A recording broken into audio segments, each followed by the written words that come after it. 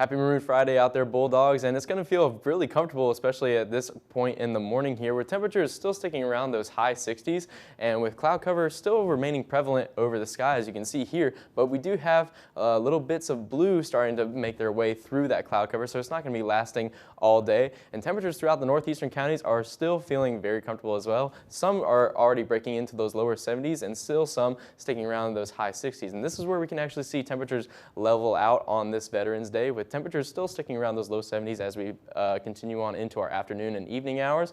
And those clouds are going to give way to just some partly cloudy conditions. And I wanted to emphasize that this is really the last warm day that we're going to be seeing for a while, where temperatures are going to be approaching those 70s and 60s for a while as well. And that's really due to this cold front that we're going to be having move into the southeast later on into the later part of this evening and into Saturday morning. It's going to bring also some rain throughout our area as well. But for this evening, it's going to be our last really mild evening as well, where cloud cover will start increasing into our 8 o'clock, 10 o'clock hours here, but temperatures are going to be regulated right into those 60s as we continue on into the later evening, and then dipping down into the higher 50s by the time we get into 10 o'clock. And so at that time too, 10 o'clock, that's where we can start to see maybe some showers lingering here or there, making their way through Mississippi. And so as we continue on into Saturday morning, we can see more of this light to moderate rain making its way through the state, making some impacts. So again, it's not going to be much of a deluge. It's still going to be pretty spotty action.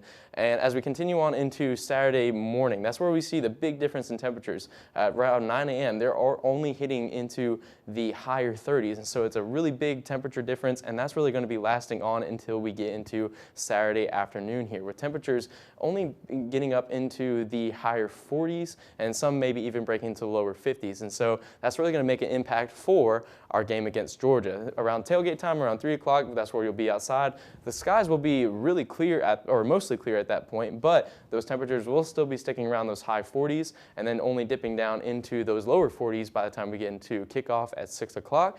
And by fourth quarter, we can see that temperatures will start going down into the higher 30s at that point. So it's important to bundle up and also have a lot of people by you, because it's going to get really cold really fast. And that cold is really going to continue on throughout the rest of our week, where Sunday and Monday in the morning, that's where we can see temperatures really sticking to that freezing point. So it's going to be important as you head outside and see those effects. You want to drip your faucets, because that's where the pipes can freeze and cause a lot of damage to your homes as well. And that's where we see for the rest of our week as well, with temperatures going to be kind of picking back up into the 50s and then dipping down for the lows into the 30s by late next week.